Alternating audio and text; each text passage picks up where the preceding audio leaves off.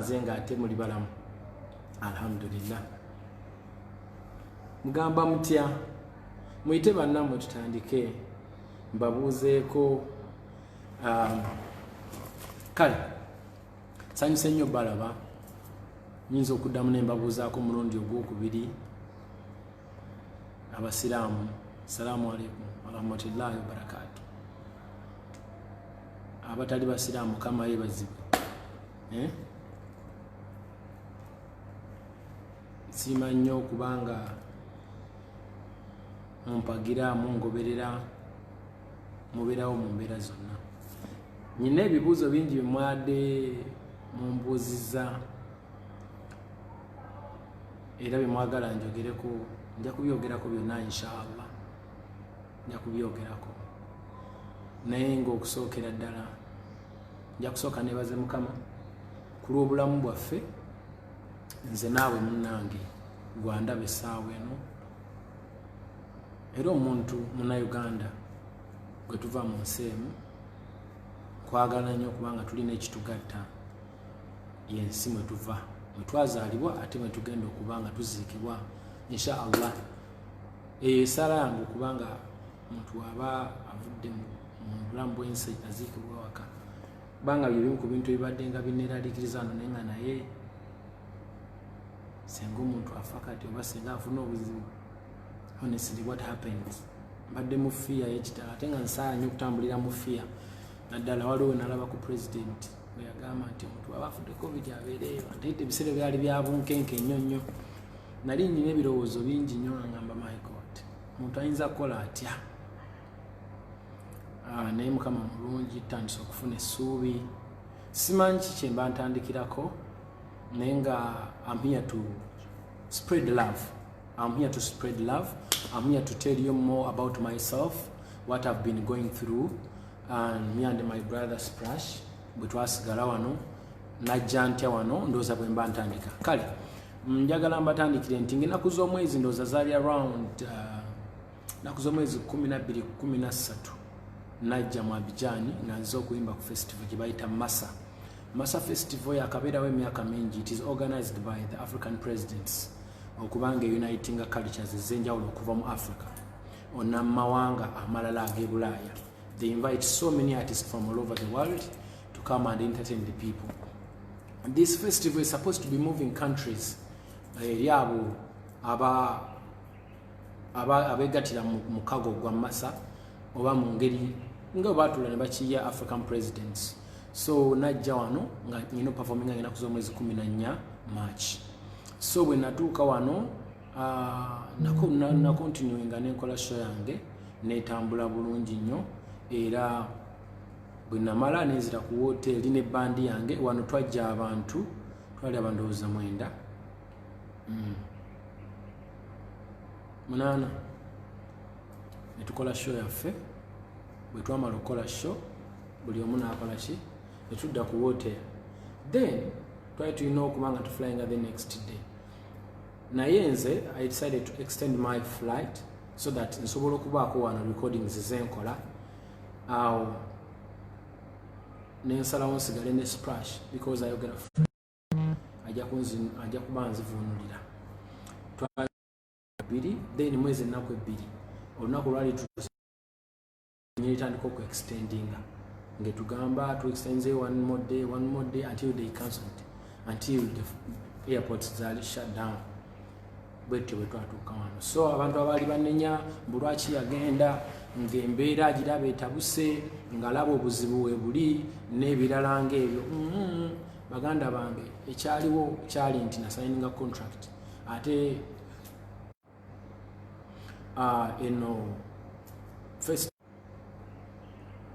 eno festival ya government nga bwe mbadde mbagamba munansonyiwa nyina ndowooza poor connection naye nga nali sobola kugaana kujja kuba nali nasayininga contract ate covid yali tannaba kubeera serious bwati nga bwali. So tegwali musango gwange kubanga ndi mu Ivory Coast olunaku olwaleero nali nyina okujja okutuusa obuvunaanyizibwa. However much ebinnaku mwe najjira zaali nzibu naye kyamukisa mulungi nti wendi nkyali mulamu mpise mu buzibu bungi okubanga ndi wano. abantu bangi abagana yatogezeemu tolabika bubi ekituufu sirina kufa nze ndi hasla oba okitegeera nze ndi hasla nze ndi musajja mupambanyi mba nyina okuyiiya ntya bwe nsobola okusurvive nga ndi kaana kambaata mumbedde nnyo mu mbeera ezifaanana bwe zitina okusingako kyova olaba wendi so nebaza nnyo abantu abasobodde okubanga munsabira ekyo kyekisinga n'obukulu ne munsabira mukama yankwatiridde okubanga ndi wano kubanga nava e Kampala nga ndi mu bizibu ebyenjawulo nali ntegese festival gye twateekamu esente empitirivu ng'ezimu sijja kulima nga tuzeewoze nabwewozi mu bantu tusobole okukola omukolo ogwo kubanga it is my dream to do that festival kuba ntambudde mu mawanga mangi nga ndaba abantu bayambye ensi zaabwe kubanga zisanyuka mu ngeri emu ey'enjawulo and I wanted to do the same. I wanted to do the same to my country and that's my dream too. Hope mukama nanzikiriza nenkontinue nga nenkola festival eyo kijja kunsanyusa nnyo obulamu bwange bwonna. Kakati nga tugenda mu maaso natuuka wano sente zinali nza okukolera nenzikozesa nezigwawo munaku ndowooza nga 2-3 kuba obulamu bwa wano buli very expensive. Bano abantu bakozesa sente zikolebwa Abafalansa ziva na France gye baziprintingira. Sente za wano ziri za waggulu nnyo kwegamba emitwalo gya wano 5 mulimu $10 ate ng'emitwalo 5 n'ogenda mu katale okubaako kyogulayo olekayo 10. So obulamu bwa wano buli very expensive, very expensive. Sente zikozesebwa wano zikozesebwa Cameroon, zikozesebwa Senegal, zikozesebwa amawanga nozanga 10 n'ameka. So si byangu naye nebaza nnyo bakwano bange basobodde okubanga banyambako nensobola okubanga mbeera wano mu Abidjan. Mikwano gyange mwena ab'enjawulo abanzirukiridde mugeremu obw'endala mwebale nnyo mwebalire ddala. Then nenebaza ne Mukama Katonda yampa ekitone eky'okuyimba okuba nti nsobola okufunangayo ku ssente ezimbeezaawo yadde simaze kulinnya ku stage era nakyo kinnyambye nnyo kindaze nti entuuyo zange zembadde nga ntuuya n'emyaka gyonna nali sifiira bwereere kuba ne bwe mba ndi mulwadde nga ndi ku kitanda kati nyina essuubi nti nsobola okuba nga nfuna ekyokulya however much simaze kulinnya ku stage nsobola okufunako ku kyokulya ekitali kyamaanyi nnyo but at least ekiriwo kisinga ekitaliiwo ndi musanyufu nnyo. So mwebale kunsabira n'abanyambyeko mwebale nnyo ab'enjawulo besobola kubayo kumenya wano mwebale nnyo mwebalire ddala yemwe ensonga lwaki ndi wano most especially abansabira essaala kintu kikulu nnyo essaala kintu kikulu nnyo era njagala okukubiriza buli muntu ali eyo nti osabanga nnyo. Prayer is the answer. Pray, God will hear your prayer and God will answer your prayer. God is the greatest. God is the most high. Mukama mulungi. That's what I can say. Otherwise mukunda banga ndabika bwenti ndaddeko omubiri ndabika kasikini sikabi. It's not because nti ndi mugagga nnyo nze namala biki no. Kisa kya Mukama. That's what I can say. Otherwise nali nzize wano for 2 days nakamalawo 4 months. Imagine how much I've spent. And remember, I have a name to protect. Ng'omuyimbi obutaswaza brand yange obutaswaza nsimu enva na kitiibwa kyange. Imagine what I've gone through. Imagine. Naye Mukama mulungi wetuli wano era kwenti mwesobodde okumalako nsaba Mukama anteremu obwangu ate nsobola okubanga nkomawo ne muganda wange Splash ne bannayuganda abalala abali eno kuba kati tuli bangi bemanyi. Nebaza nnyo bannayuganda ababeera mu Abidjan wano kusingira ddala Stella ne sisitawo mutuyambye nnyo bajja ne batuleetera wano emmere ekinayuganda bakoze omulimu gw'amaanyi Stella webale era abantu abamanyi Stella mwenna mumuneebalizangako akensuso Naluweero abantu b'Eruweero neyongedde okubaagala n'abalala bangi nnyo bambi Brian badde ntwalako mu gym nenzirukamu kusobola okubanga obwongo busumuluka. Mwebale nnyo mwebalire ddala. Ekikwatagana n'okudda nja bagamba nti simanyi naye nyina essuubi bampa hope kubanga ebbanga lyonna lye mmaze wano mbadde ku hope nga kwentambulira oyogera n'abakulu ne bakugamba tukikolako tugezaako tukola ki olumu n'oba understanding kubanga nange kenyini ne gavumenti ya wano ekimanyi wendi era eri concerned naye baŋŋamba airspace esibe nga bwe nabagamba nali nfunye mukwano gwange Lydia nga yakunnyambako nzije naye era nga tulina okusaba olukusensa obanga mmeka paaka ekwiga byali bizibu nakati sawa ya leero nyina abantu abasobola okunnyambako naye airspace is the problem mawanga gonna gakyasibyewo wakitegeera so katusabe naye nyina essuubi nti ngenda kudda olw'ensonga nti waliwo mission ey'abannayuganda etwalagana amawanga zanga 10 something eri Abuja. They are working on something with Uganda Air. Simanyi oba batuuse ku nzikiriziganya tulina okubaako kye tukola tulabe nga tukomawo so simanyi ddirwe naakomawo so sijja balimba naye nga nyina essuubi ti either nyinza okukomawo guno omwezi oba ogujja naye ekyera bwe ntyo bwe mbadde ku hope ebbanga lyonna nga baŋŋamba mwandiba mugenda wiiki ejja mwandiba mugenda eddako mwandiba bwe tutyo nguze ne zitiketi z'ebbeeyi ennyo nnyo ku Ethiopia Airline nga flight zijja ku online nogibookinga with a lot of money milioni 10 nogibookinga ng'opapa ate ne bamala ne bagikansolinga okitegeera so I don't know naye ngezaako okukola research nga sina muntu yenna gwe nyinza ku blaming abantu bangamba lwaki tovaayo n'okondemminga gavumenti okubanga tesobodde kulwana abantu abo njogedde nabo most especially speaker n'owekitiibwa Katumba Wamala banyambye nnyo mu mbeera eno n'owekitiibwa Nakiwala Kingi naye adde nga agezaako okubanga kola ki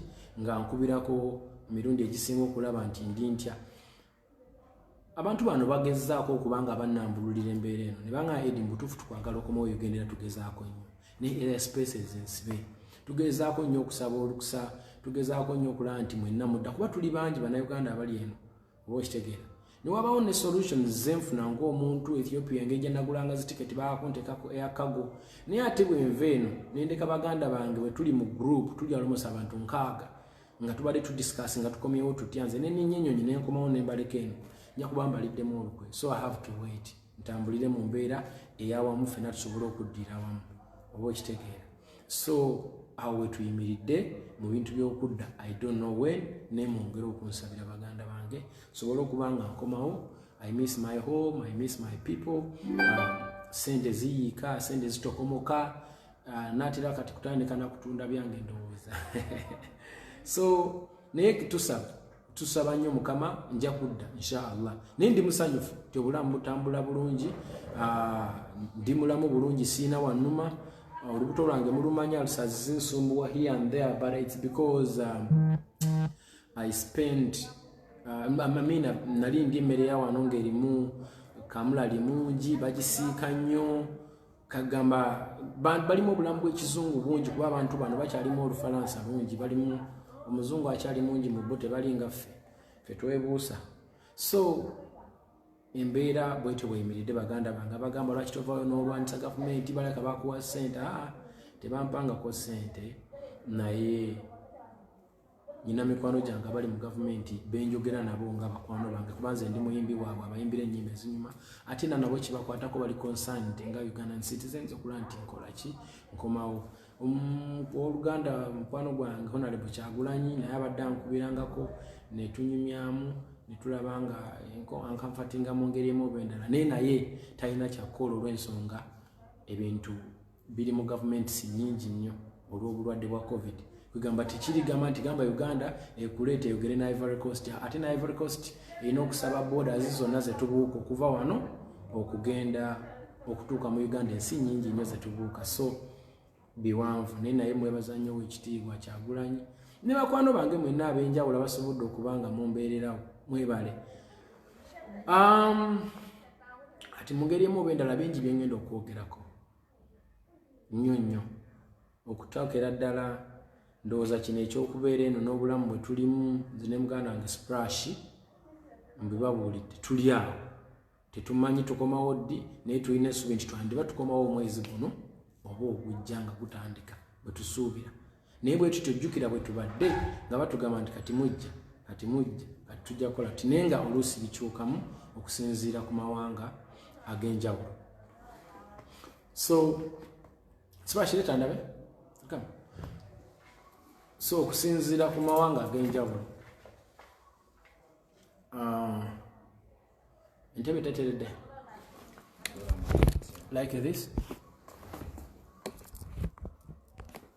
Is it okay now?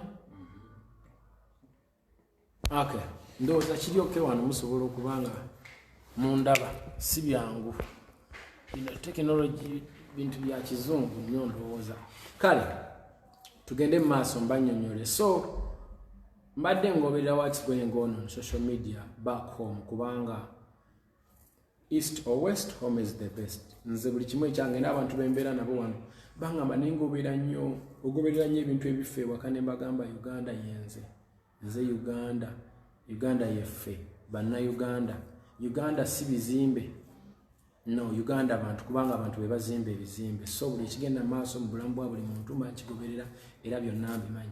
Naye okusookera ddala njagala ntandike nga nebazaako omwana Sheila Gashumba olw'okuba nti yasitukiramu n'ayogerako ku bintu bya cyberbullying nga bambi alaba bavuulwa ate Mukama n'atuyamba omulanga gwe ne guwulirwa ne bisobola okubanga tuyambibwa. Sijja kusanyukira kugobwa kwa Tina oba kubaninga show ye kubanga nze mbirivinga nti Tina muntu era asobola okubanga akyusa mu nkola ye emirimu gye nadda n'atuweereza. Why not? I believe she can change. Najja n'akola omulimu gwe gumu naye nga agukolera mu mbeera ensambusamu etali ya busungu. Obusungu nno kintu kizibu, nja kubamba buulira mu maaso obusungu buno nti si bwangu. Wengenda okwogerera jjukira ngenda kwogera ku bintu bingi. Cyberbullying njogere ne ku politics wadali so sensitive. Naye nsaba Mukama ansaasire njogere ku politics ono mu butuufu bwe nnina okumwogera. Ko nsaba Mukama ansaasire kubanga it is very sensitive right now back home. Naye sina ngeri gye nnyinza kukyewalamu olw'ensonga nti abavubuka abangoberera oba abantu abangoberera bonna banneetaaga. There is a reason lwaki Mukama yampa obuyinza buno oba obusobozi okufuna big following like this. Waliwo ensonga okitegeera. So nnina okukozesa eddoboozi lino naye ndikozesezza ntya mu mbeera eno eri sensitive kuba kati ebbwa ddene naye ebbwa lino tuligasegase tutya okulaba nti liwona we wali ekibuuzo. Kale nga tukyagenda maaso ne cyberbullying. Ndi musanyufu nnyo ku lwa Sheila Gashumba era nkukubira mu ngalo. Bravo, thank you so much for being strong. Nengamba ne mukwano gwange oba mwanyinaze Tina yenze mu ku bantu basinga ndowooza obutaagala mu industry kubanga simulyanko nga alina kirungi kyanjogerako but nze musonyiwa kubanga ensobi zikola muntu mulamu ate era ndowooza okubaawo okwe era nange kinnyamba ne ngamba munnange kanyongeremu amaanyi nsobole okubanga nzivuunuka embeera eno ate kinjigiriza n'okubeera patient n'okunkuza ng'omuntu. I grew up kubanga nze mpise mu kusoomoozebwa, buli muntu anvulunze, buli muntu ankoze kyankoze. Naye njagala kujjukizaako bannayuganda ku kintu kya cyberbullying ekyo, how dangerous it is. Nze namala ebbanga ddene nnyo nga nze ne muganda wange Muze ne Wizo twali tetukwatagana bulungi olw'emirimu n'ebigambo ebyayogerwanga nga bwe mubimanyi. Twamala emyaka mingi naye ndi munnamukisa nnyo nti weyagenda okuviira mu bulamu bw'ensi eno twali tuzzeemu okukwatagana era nga tuyogera bulungi. Bwe nali ndi ne Muze twali kalenda ku birthday ya Spice Diana yaŋŋamba Eddie naye abantu bano twabakola ki? Yaŋŋamba naye omuntu akoze atya? Naye nga munyiivu nnyo ng'alina obusungu bungi era ng'ebigambo byayogera Muze tebyali birungi. Ne mugamba Muze, one day one time we shall overcome. That's what I said. But I didn't know when and how. Nembere neyinza kujja etya eyinza kubaawo etya lwa nsonga. Munnange nno cyberbullying ono gwe mulaba takolwabo be mulaba bali ku TV maaso. No. Akolebwa ababemployinga olw'ensonga oli ajja n'amuemployinga ng'amuleese kukola mulimu ogwo. Avume afuna attention TV ekole ssente. Ne weekanga nga bannyinaffe ne baganda baffe bakozesebwa kampani ezo zigaggawale bamanya gabwe gaffe. They cannot know this. I'm sorry to say. Nabagambye nsaba nnyo Mukama nnyambe ebigambo bye ngenda okubagamba be making sense.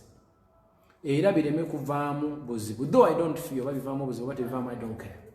okitegere ne kasita nabanga nambulukuse bulungi nga ntegerekese bulungi okitegere bannyinaffe ne ba brothers n'abalala bakozesebwa okulaba nti amannya gaabwe gaffa bafunaako okulya bali bagaggawale kubanga abantu abali mu control beba determining ekigenda okufuluma ku mpewo.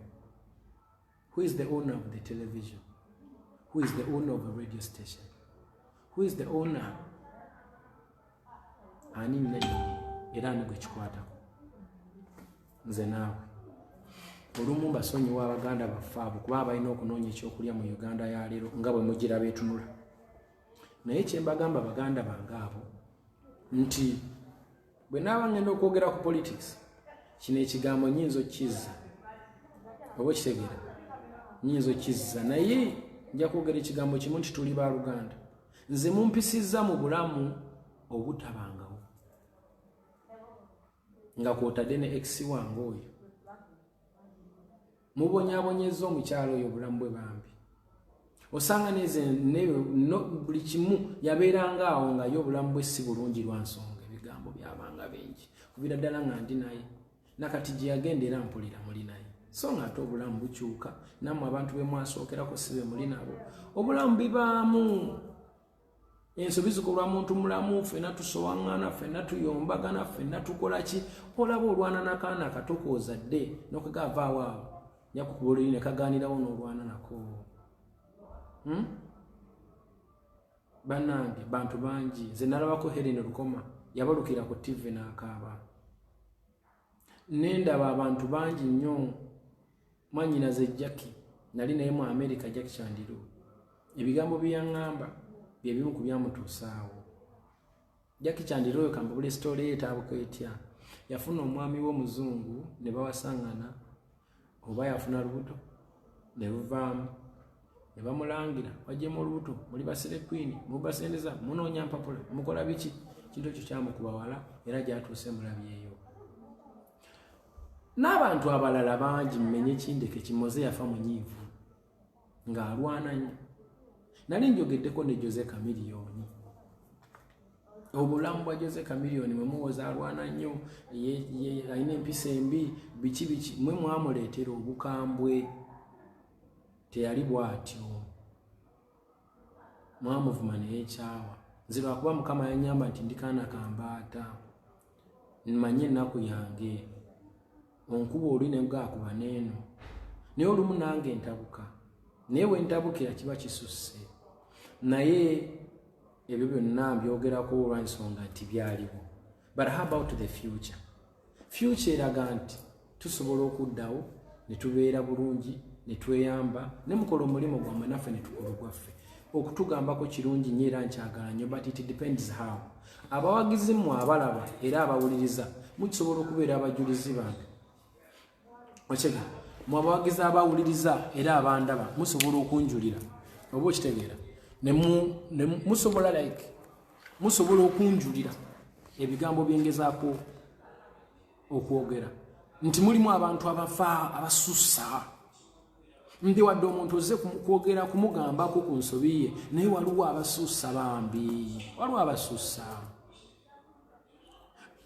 abantu bangi nnyo benja okubabuulira benyinza okujjayo kusenga ntandika kumenya mannya nja kumaliriza nyonoonedde baganda baffe abakola omulimu ogwa critique naye sijja kujjayo mannya kuba ebyo byayita kati ebyayita tusooke tubireke badde nsaba tuconcentrating ku future. Mulowooza tewaliwo room wakati waffe nammwe gye tusobola kubanga tukolaki nga tukwatagana? Mulowooza room teriiwo? Ngenda kwogera ku muganda wange Kasuku sigenda kwogera Kasuku lwa nsonga nti biri ebyaliwo n'obuzibu bwe twafuna namusonyiwa mulilla era nkiwa naye alabika yansonyiwa simanyi oba yansonyiwa nenze alhamdulillah I'm clean about him. Era abaana nabagamba nti programu eyo bwe banga erina ekintu kyenjogeddeko temumbuulira era temunsindikira nga voice note ezo kuba saagala kunyegagana n'abantu abo. Recently nawulira kuba nsindikira ku voice note z'omu kubakolako ng'agamba we nafuna 1 million YouTube subscription ngagamba no byakiyaye simaite bikwatagana ono gundi ani ne wedeza voice note njogera naye mu Luganda ne mugamba muganda wange olaba ne mugamba muganda wange olaba I don't know why this thing is like that. I don't know oba nyina kubeera ntya naye bangamba nti siteredde naye nga tenze ndaba nteredde kati sibitegeera onangamba nteredde. Okay, good. Kakati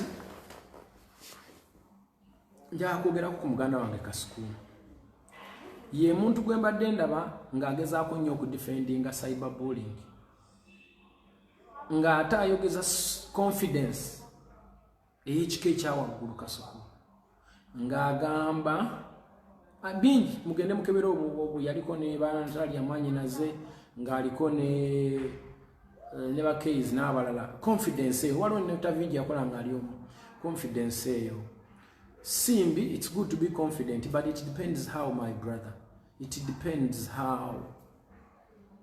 Gwe weekuba mwekafaananyi nga gwe Dikenzo, gwe Chameleone, gwe Benda, gwe Spice Dana, gwani nga gwawulira kati owulira omuntu ayogera bw'atyo, just changingamu katono ove mu Kasuku odde mu Muyimbi tunuulira programu eyo.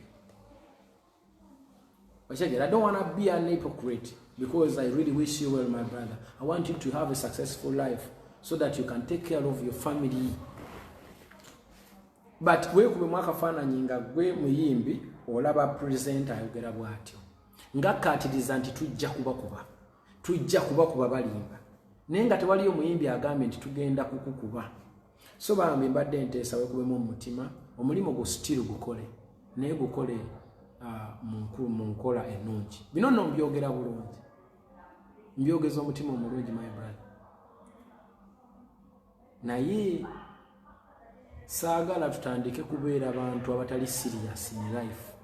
Let us be serious people kubanga tukuze.